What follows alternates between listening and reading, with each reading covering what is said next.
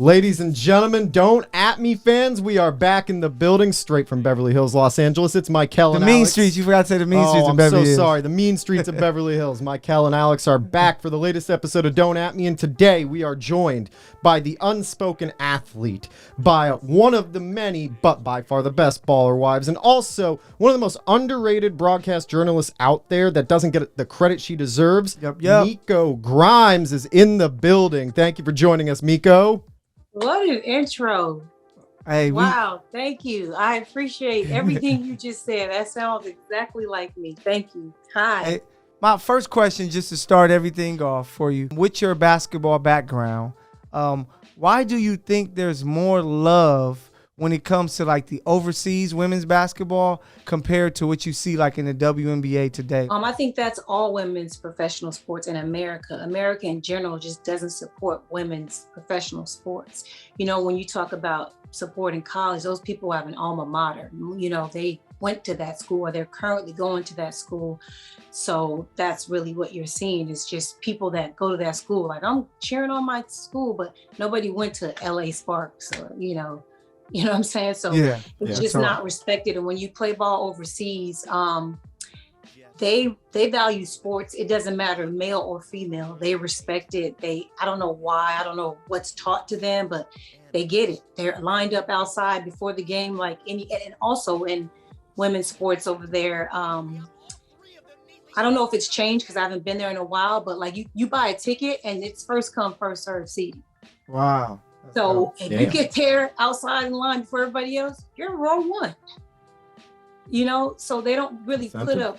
It's cheaper. The jerseys are dumb cheap. You know, like the popcorn is 50 cents. Like they're not raping their fans overseas either. So the average family can afford to go to play to watch professional sports in Europe and other countries. Over here, we rape you just to come support somebody. Yeah. You see that similarly too, like America, like to double down on that point, like talking about how America doesn't support women's sports as a whole. If you look at some of the sports that we do have that are professional, quote unquote, professional women's sports. Yeah, soccer. Yeah, but I'm going with you see more people talking about like the lingerie football league sometimes than you see people talking about the WNBA. And it tells you that the perspective of what our focus is and what our level of support is completely backwards. Sex sells, and that's how I think they look at it. They don't understand the skill level, I think, of these women that are playing out there. And like you said, Miko, when you go to some of these Sparks games, WNBA games, why are people sitting like higher up? Like everybody should be able to come down, but they kind of control where you're sitting and things like that. And I think it's like classism. You know, they got the lower class up here, the middle class, and the upper, you know. So I think that, you know, once they decide, because, you know, keeping it real, these owners who have these women's WNBA teams, it's like a tax write-off, I feel like, for them. Like they can't possibly be making the money to keep the lights on, let alone, you know, like the vendors and all that kind of stuff. So I think that they should take a different approach, but I'm not the billionaire that owns the team, so they don't want to hear anything that I have to say. Hey, neither of us have to say. Yeah, right. Honestly, yeah. Well, we're talking about things that sound kind of military-esque and also the reflection of how America views its sports. You know, on the Breakfast Club a while back, you had said that the NFL is like the military. So would you say that to a degree the NFL is rigged, whether rigged in terms of supporting and putting specific people on plateaus and pedestals, or rigged in the sense of they have specific teams and markets they want to be the most valuable and they push that?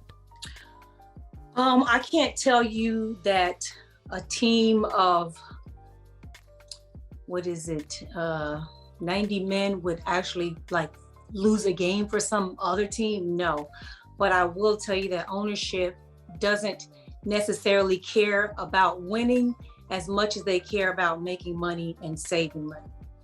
So when I say that, let's say you have this great team, they have chemistry, they have all these amazing things going for themselves, and they have this player that's up for a contract. They will, I'll give you a really good example right now, and Stephon Diggs. Okay. Or a better one is DK Metcalf. He's a better one. DK Metcalf's contract, I don't think it's up until 2022, the end of 2022. But you can see right now that they're already not passing him the ball. Yep. They want to renew him at the end of this year, because if they wait till next year, they're fucked. So they would rather risk losing a game than to give him the stats and the numbers that he deserves or respects, so that he doesn't get a certain contract. They also will pull a defensive lineman out who, let's say, is going to get a $2 million bonus at the end of the year if he gets 10 sacks. So if it's in the fourth quarter and it's like in the fourth quarter of the season, which is right now we're in the fourth quarter of the NFL season, they will pull him on certain third downs so he doesn't reach that goal. Even if that means they're going to lose the game, they will. Wow, that's crazy. Wow. I remember a while back, I think it was around like 2015 with JJ Watt, and you had a lot of things to say about that, how they were talking about him possibly being MVP. He stole a Defensive Player of the Year award, I believe, from Justin Houston, who had more sacks, who only pass rush on. He stole a Pro Bowl MVP from my husband also. Okay. Yeah. Let's talk about it. It's just, they want whoever is the faces of their teams, if they have a way, because I'm not saying JJ Watt isn't a great player. Yep. I'm saying that's why they get away with it, because he's a great player. Do you know what I mean? They're not just going to give some nobody something. They're going to, if they can finesse a way to validate giving it to a guy they want to give it to as opposed to someone else, they will. And they'll justify it with the way they own the media, and they have all the media people telling you who that MVP is. Damn your opinion of what you see on the screen. Here's who the MVP is. And they're able to convince their fans who are dumb. They just follow whatever the media tells them, they believe it, like Bible. Like you can't imagine how many people come in my mentions regurgitating something that someone in the media told them that's completely false. And I'm just like, get out of here. Like, you're just repeating what someone else said. That's not your opinion. Well, so it's very easy. The NFL fan is very easy to trick and fool. Do you think that there are any specific outspoken journalists as a whole, or anyone that you can think of off the top of your head, that is to blame partially for that? Stephen A. Smith. He's a big part of it. He's so loud and wrong. Like, I'm just confused on how he keeps getting money, and he's always wrong. Like, Charles Barkley, always wrong. And I'm just like, imagine if you were at your job and you were always wrong. You just keep getting raises and you keep getting bonuses. You just keep in your job. And I feel like the sports industry should be kind of like musical chairs. Like, if you aren't good at it, you're out of here. You can come back. You can get your shit together and fight for your job again. But if you're constantly wrong, give somebody else an opportunity, because there's so many really good journalists that don't get opportunities because they're not famous, because they won't bootlick, because they won't do whatever that corporation is telling them to do to keep their job. And I'm one of those people too. Yeah. And I think that it comes down to two words: popularity. How popular you are. They like, this person is popular, let's throw them on camera, even if they suck. And then entertainment. If you can have everything wrong, if you are entertaining the masses, they're going to be like, keep putting that person on camera because people are watching to be entertained. And thankfully, our generation is a part of the movement to support more of the likes of like Jamel Hill and the Michelle Beadles of the world that are actually delivering the real and honest opinions that fans should want to hear. Problem with people being inaccurate. Nobody's perfect. We're all guessing about a lot of things, but your opinion should be based on facts. And a lot of people are giving opinions that have terrible facts, lying facts. Sometimes the facts are just lies. It's he pointed at me. I'm right most of the time, just to let you know. Yeah. So I mute the TV most times when I watch sports, because in football, I just saw my memories on Snapchat. I think it was Ty Hill. It gave me a memory of like 5 years ago or something, where he scored his very first touchdown. He ran back a kickoff or a punt or something. And the first thing the commentator says was, he got into some domestic issues in college, but it's just like, what? This is his introduction to NFL, his very first kickoff. He runs it back, and this is the headline. And it's just like, how do you guys constantly tell athletes to stick to sports, but whenever they do something great, you don't stick to sports? You want to bring up some type of weak or bad moment of their life, like shut up. And so that's why I mute it. They're always talking about stuff that means nothing. Sometimes they yell out, they're talking about the wrong player, like just unprepared and just wrong. And it just gets on my nerves. So I want to tie this back into Brent's injury and the repercussions with the NFL, right? Now, a backstory for me is my father, for a brief time, was a doctor or a team doctor and ended up leaving due to some differences in treatment options and opinions. I got to hear stories about, experiences with teams disagreeing with what his opinion was that players should be doing, treatment plans, X, Y, and Z. So when you talk about privacy, after dealing with Brent's injury and also dealing with the personal doctor overruling what the NFL had said, did you guys face a lot of backlash? No, because it wasn't viral. Nobody even knew that was an issue. They made sure it wasn't. And I also it wasn't the right time for me I could have made it go viral. But my focus was getting my husband back healthy, and he already hates publicity. He hates being in the news. So as long as they weren't pushing back on us choosing another doctor, then I was going to be quiet about it. At first they tried it, and then they realized that I wasn't to be played with. And so they allowed us to go to the doctor of our choice. But if they had tried to push back on it any harder, I would have made a big ass stink about it. So I can say with dealing with the Falcons and that kind of stuff, they did handle it right. They tried to put a little pressure at the beginning, but when they realized that I squared up, and they were like, okay, yeah, no, let's let this ride. Can you elaborate on that a little bit when you quote unquote squared up, like when you were ready for that? Yeah, so my husband ruptured his Achilles, and they wanted him to use the team doctor for the surgery.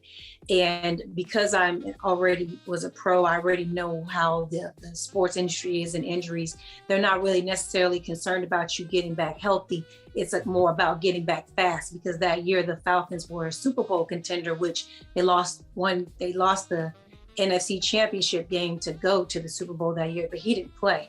And they knew how important he would be to the roster. So when he had the injury, I don't know why they thought he would return before it was the game one. That's probably why they thought like they rushed him back, but I was just basically like, no, we're going to go to another doctor who specializes in Achilles injuries.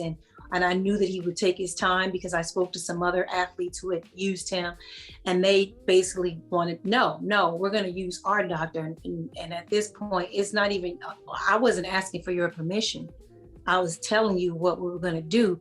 And then I said, well, let's sit down and have a meeting about this, and let's talk about it. And they didn't really want to, because I'm cussing everybody out in the meeting. And they already know that. Everybody, the owner getting cussed out, the GM, the coach, anybody that has a problem with what I'm doing is getting cussed the fuck out. And we already on a 1-year deal anyway. So we don't belong to you once that last second of that last game is over. We're not even your people anymore. So, and he won't be returning. So give it up. And I think that once they realized that I knew what I was talking about, because they could trick my husband, because he didn't really know. It's the women. Sometimes you need a woman that has done her research, that has done some homework on these situations, to come in and speak for her man, because they will believe whatever the team tells them. They've already been brainwashed. This is family. We're a brotherhood. That's some bullshit. This is a business. It's always going to be a business. And none of those motherfuckers your family. Not one person on the team, and definitely not in the front office. And so I had to educate my husband on that, and he allowed me to lead that conversation. They didn't want no smoke with me. They thought they was going to bluff me and punk me. And I was like, what's up? And so they were like, nah, just let them have it. Just wherever they're going to go, let them have it, Do you think the media in those certain areas were trying to paint you as being like problematic or something like that? And with that, because a lot of like players' wives don't get any exposure at all. You have no idea who they are. So can there be anything gained at all from just having, people knowing who you are? Or is it just the negative of you, people thinking that you're problematic because you're just outspoken like you said, standing up for your husband? Well, one part of the reason that I'm different from most wives is I was a professional athlete. The majority of these wives have never hit, thrown, kicked, caught a ball in their life. So they have nothing to bring to the table when there's negotiating of contracts or discussing injuries and returns. They don't even know how long it takes for a certain injury. I have a degree in exercise science, also kinesiology and nutritional science. So that's my field. And so I bring a lot of things to the table that they don't like coming from a wife. Because I'm not employed by them, they don't want to hear from me at all. But as his manager, they got to deal with me. And so they'll call me problematic to scare me into being quiet, because then they'll say, oh, she's bringing bad to him. He's going to lose his job because of her. No, actually, he kept his job because of me, because I wasn't standing for any bullshit. I guess that goes back to what we talked about earlier, whether the NFL is rigged or not. And it sounds like there is some rigging in terms of what they try to do behind the scenes to create storylines about players to have them fall in line to the system that they want them to play with. Yeah, I agree. Yeah, there is. Yeah, the doctors will lie. They'll lie to you. They'll lie about your x-rays. They'll lie about your MRI. You always have to get a second opinion. They will, because this is the thing. In the NFL, if you're injured and they cut you, they have to pay you to cut you injured. Yep. So let's say you have a bad knee and you need surgery. They might not tell you that. They might tell you need a rehab or go through some therapy with the trainers. And in 3 weeks, they clear you. They take you off the IR and they get you out there and practice. And once you practice as a healthy player, they can cut you without having to pay you an injury settlement. And then you get cut. And then you try to go get signed by another team and their doctor looks at the MRI and they're like, no, you need surgery. Wow. That's disgusting. Yeah. Hey, so with you being a hooper, it's a question I have to ask you, because I know I have game. Himes, Alex is okay. You haven't even beat me in a game of 21 yet. And only we haven't played. Jumpers. Wait, dude, we played 4 times. I don't remember those games. Yeah, one saying we haven't played, one saying 4 times. Like, what? I have video footage of us playing basketball and I at won Venice that. Beach. No, you didn't. But nobody won because literally we was stopped. in our old intro video, me hitting the game-winning jump shot and going, oh. He's making that up. He is not beating four black guys in a game of 21. But I have a question with you, for you. With you being a hooper, women's basketball, who is your GOAT? Who is your greatest of all time when it comes to women's basketball? Sheryl Swoops. Ooh, you don't hear too many people say. The only other person I would put before her, and this is only because I never played with her, or but she's from LA, of course, is Cheryl Miller. Okay. Yep. I like that. She's the ultimate GOAT. She should be everyone's GOAT. But my GOAT, just like my GOAT in the NBA, is Allen Iverson. We all have our own personal GOATs, but Sheryl Swoops is my GOAT. Okay, so if I told you Diana Taurasi, would you be mad at all? No. That's like a Mount Rushmore right there. No, yeah, all right, but you really don't hear too many people say Sheryl Swoops. Like you hear Cynthia Cooper, you hear Cheryl Miller, you hear Diana Taurasi. You may get like a Lisa Leslie thrown in there, but you don't really hear Sheryl Swoops getting her respect and due. So I love that, man. I'm just flashing back. I've seen her play live so many times. I've had pickup games with her before. This is my era. She's her, Tina Thompson, Lisa Leslie, Cynthia Cooper. We all came from the same era. We used to play in a league called the Say No Classic. I don't know if you guys are too young to know about the Say No Classic. No, I heard of the Say No. I'm a little young. I heard of the Say No.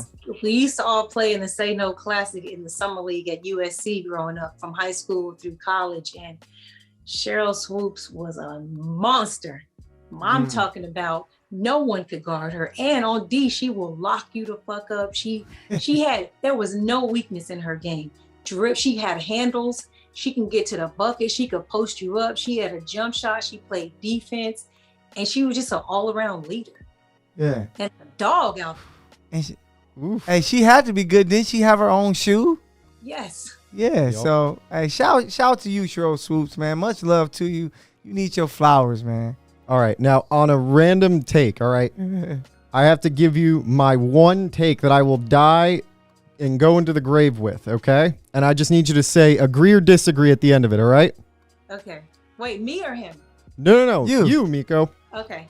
So, the best small forward to ever play in the NBA is not LeBron James.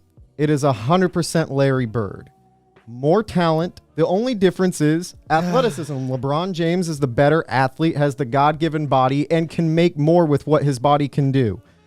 LeBron, not that way. Like Bird, he had no physical attributes, no jump. This guy was still one of the best, if not, top 5 jump shooters of all time. One of the best passers, led one of the best, if not top 3 teams all time in the 1986 Boston Celtics. 3-time MVP, 3 straight MVPs, multiple titles, a better leader. LeBron James is not the best small forward of all time. It is Larry Bird, hands down, and there's like no disagreement. Michael, no, wait, I know her answer. No, I know. Okay. I know your answer. Yeah, I know, but before you let's answer, let the baller talk. This sounds like cap or no cap, and clearly he's capping, but what do you think, Miko? Is he capping or is he not capping? Is he right? This is my cap right here. Damn. Cap. First of all, Cap. Larry Bird's one of the slowest men in the world. Yeah, and look what he was able to do. LeBron. If you would have said to me if you would have said he's the best shooting small forward, I would have gave you that. Because that's really what he is. He's the best shooter. I would put Scottie Pippen over him as the best small forward ever. Wow. Kevin Durant. Is he really? Durant, you have to consider a small forward. Just the height. I guess he could be. Yeah. His ability and what he does on the court, he's basically a small forward. But I want to backtrack. Did you really just say Scottie Pippen over Larry Bird overall? Overall, yeah. Scottie Pippen would probably lock Larry Bird up on the low. He would still get buckets, but he wouldn't get as many as he did if he played against Scottie Pippen. Hey, Miko, you have given the greatest answer. The face that Alex is making proves it all. Hey, he has 6 rings, 6-3. I feel like that scene with Zach Galifianakis where he's trying to calculate the math behind him and stuff. Let me tell you something. Larry Bird is incredible, but what Larry Bird is incredible at, like you said, incredible passer, incredible scorer, not just shooter, scorer. That's where it ends, right there. That's what else is he good at? Miko, can you show him that cap again? Because this is clearly super supreme cap. This is my pillow that I sleep on, so I'm a side sleeper, but this is cap. Yeah, that's cap, man. All right, as a fellow side sleeper, catch my tombstone in about like 80 years where it says my exact quote. Larry Bird is better than LeBron James. You're out of your mind. Listen, we all have opinions. Don't at me on that one, people. Yeah. Let's make that clear. I respect your opinion, and I try not to argue about greats, especially in their era. In his era, Larry Bird was that dude. But if you were to put him in the era with LeBron, he doesn't have the athleticism to keep up with the game at this time. And he wasn't that dude of his era. It was Irving Magic Johnson, 5-time NBA champion for the greatest franchise ever. 3 straight MVPs. This guy was playing against the dirtiest team, well, quote unquote, the dirtiest team in the Detroit Pistons, and playing against a much more physical atmosphere of basketball. But he was also playing when white men were all over the NBA too. Everybody was a little slow. No shade, no racism, but the league was just not as black and not as athletic as it is now. It's just a little different. No shade. So wait. So then, what are your thoughts on Bill Russell then? I can't do that. I can't. Yeah. I can't. That's why I don't like to compare eras. It's Thank you. I can go with that. I can get behind that. Expect some really great people trying to compare them in eras, and I don't like to do that, No, I respect that, and I agree with that. As much as I claim that Bird is the better player in terms of just overall small forwards, I happen to agree with the argument that you have to respect each era's level of basketball, because Michael constantly says Bill Russell's championships don't count because he was playing against quote unquote plumbers. Yeah. He was. But that's why I never did. Bro, I'm out of it. You can only play against what you got. Yeah, facts. Wait a sec. Here it is. All right, I'm going to head out. Hey, so just remember this. LeBron is going to be remembered as the best player of his era. Am I right, Miko? Yes. Yeah, I'll give him Larry Bird is not remembered as the best player of his era. It was Yes, he Magic is. Johnson. that. So No, that is false. I rest my case. I'm done with this. That is also, you're right. He's not. Larry's not the best player of his era. Thank you. He See, really isn't. what's next I on really, the I table? really don't want to ask the former professional basketball player if she was watching basketball back then, but this is bringing out the angry New Englander. You're bringing out the angry New Englander. Speaking of Magic, just a little more cap or no cap. Tell me if I'm capping. But I believe that as great as Magic was, Showtime, all those things, rest in peace to the Mamba, that he is the greatest Laker of all time. You being from LA, is it cap or no cap? Let me know. Kareem would have something to say about this. No, I agree. Kareem would have something to say about that. And I don't argue when people say Kareem. I'm Okay. Magic. And Okay. Magic had flaws in his game as well, but I think Magic brought more than just game to the team. You know what I mean? Yeah. There was times where he had to play center. Mm-hmm. There was times where he had to do so many different things, and he just, they didn't win every championship, but he never failed us if you think about it. He Okay. brought it every time, and he came through for us. And I'm always gonna pick the guard over the center simply because we make it happen. We bring the ball down. They Yes. can't do anything until we pass them the ball. So I'm gonna be Team Magic, but Kareem would have something to say about that. Okay.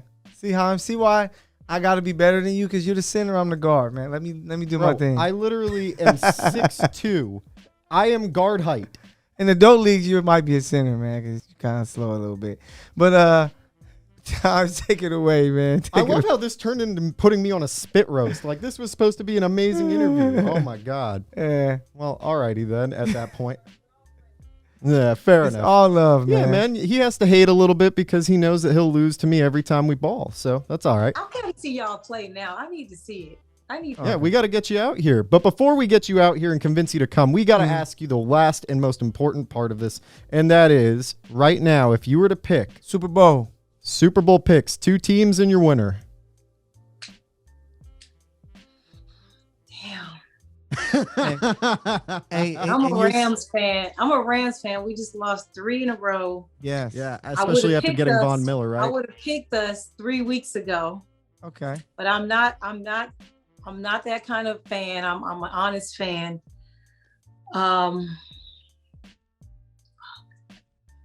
It's tough in the NFC. I'm gonna tell you that. It's tough. Really tough. I'm gonna give you 3 and then I'm gonna tell you 1, okay? Okay. Green Bay, Love it. Arizona, Love it.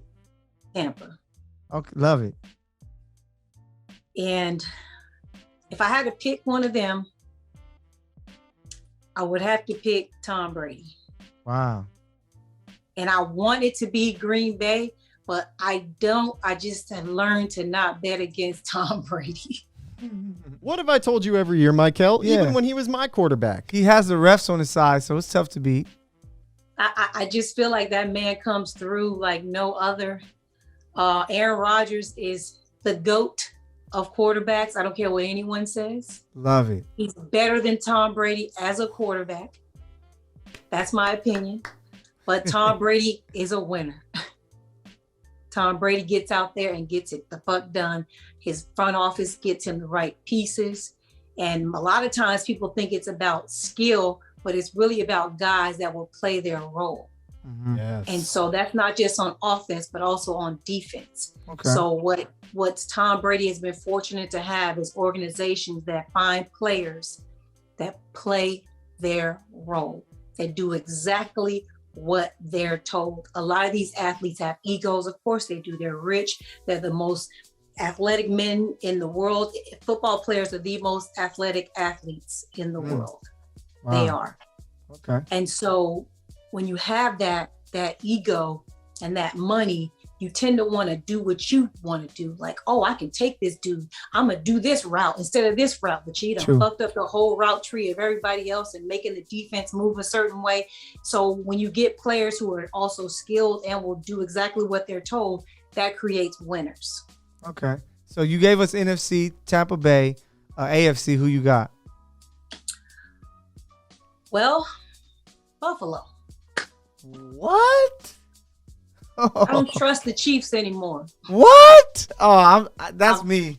I'm I've out of lost here, man. respect for the Chiefs. I'm not. Let me tell y'all, it's a hard thing to say. That hurt my feelings to say that. Jeez. Honestly, because I'm a big time Chiefs fan. I'm a Mahomes fan, but this man is out here doing stuff that I used to see Jameis doing when he was in Tampa. Jameis used to do some wild stuff, and Jameis is a whole nother quarterback now. I'm sad that he's hurt because he was really, he had really looked like he turned a corner in New Orleans, and I was so proud of him and happy for him. And that injury just kind of like, damn.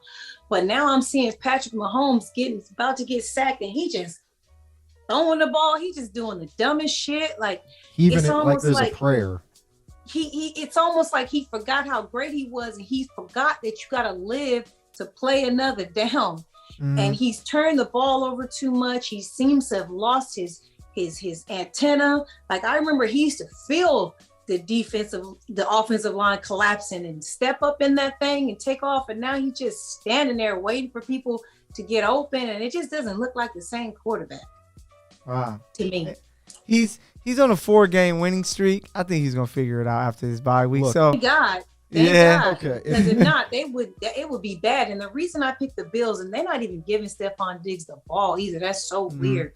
But their division is pretty weak, even though the Patriots are looking all right now. And the AFC is just a little watered down. It's a little, you never know in the AFC. Everybody's off and on. Why? What that mean? Hey, Miko, Thank you for catching me rubbing my stubble over Miko, here. I had heart eyes for you the entire episode until the Chiefs disrespect came, and then I'm like, See, you didn't ask me who I want to go. You said, who do I think is going to yeah, go? you remember those old-timey cartoons with the heart popping out of the chest and stuff? Me right now. If it was who I wanted, it would be Rams Chiefs again. yeah, hey, I think it's going to be Bucks Bills. Bills. All right. You guys You remember? heard it here first. Miko gave us the worst Super Bowl prediction of the year, guys. So I do. I work at Fox Sports and I cover these football games, right? So I want to just point out a couple of things. Against Green Bay, against the backup quarterback when Rodgers was out, you had Mahomes throw 190 with a touchdown and interception. You guys won based off of defense. All I hear is W. Say the next thing. The one game that you guys actually had an emergence was against Oakland, 406 with Las Vegas. Oh, I'm sorry. Same thing at this point. Get it right. Same Oakland, fans. right? It's the same fan base, Get it bro. right. Those Las angry Vegas. fans are going to go to Vegas to see the game anyway. All right. Okay. Against Dallas, 216 with 2 interceptions. Okay. You guys are winning games off of defense. Defense wins what, Eric? That's some bullshit. And that's why, hey, No, Miko, they don't. That's Miko, bullshit. Whoever Miko. told you that is lying. Hey, Defense if he's does telling not you win that, championships. hey, if he's Hey. going to tell you that, Miko, I want you to respectfully agree with this one statement. If that statement is accurate, then the team that's going to come out is going to be the Patriots Chiefs. because of the defense. They have the best quarterback, You can't too. say crap about the Patriots Go. defense, considering they have one of the best passing rookie quarterbacks of all the quarterbacks, the best rookie quarterback this year with one of the best defenses behind Name him. the rookie quarterback to ever win a Super Bowl. Go. Never happened, won't happen. All right, so, and then for you, Miko, check Josh Allen's numbers and compare them to Pat Mahomes. They're the exact same numbers. But the difference is, in the media, Pat is playing terrible. Josh Allen is a cornerstone. So Josh no, Allen you hasn't can't- made a Super Bowl yet. He can't be judged just yet. Yeah, that way. we haven't crowned or anointed Josh Allen the same way Yeah. Mahomes got anointed very quickly. The contract, winning, going to a Super Bowl. Josh Allen is still building that resume. Hey. And mind you, statistically speaking, Josh Allen isn't making as many bonehead plays. She's down there in as Florida, Mahomes. but he has the same interception count, and he lost to Jacksonville 9-6. Yeah, but it's about what You type say of this too. interceptions. It's not too late for Patrick Mahomes to become the GOAT of Oh, yeah. quarterback. Not of too course. late. So yeah. I agree. want to say that I don't want this to come off that I'm not fucking with Mahomes. I am. He can still become better than Aaron Rodgers. He can. He's Yeah. just not. I agree. So Seven. That's right. That's what it usually takes to get to go. Bill Russell has 11, right? and he's not the GOAT, so Yeah, he's the greatest champion of all time. but not the GOAT, greatest player of all time. So Miko, just know I'm writing down that Bucks Bills prediction. I'm gonna have to hit you back about that later. But Himes, take it away, buddy. But that being said, Miko, where can the fans find you? Give us the socials and what you're working on. I only use Instagram, iHeartMiko. I have a Twitter, but it's a fake Twitter account because I was banned from Twitter for threatening another journalist about 6 years ago. But yeah, that's it. Just Instagram. Do not come in my comments saying crazy shit. I will cuss you out. I have no filter. I post what I want. I don't care what you think. You can't get me fired. No one is my boss. So don't try it. Don't do it. Fans, thank you again for tuning into the latest episode of Don't At Me with Alex and Mikel. As usual, don't forget to like and subscribe. Go check out Miko Grimes on social media. As she said, don't be a dick. Send her nice messages. Be good people. And also, as usual, he is Mikel the PG. I am at Himes LA. We'll catch you next week. Next week, baby.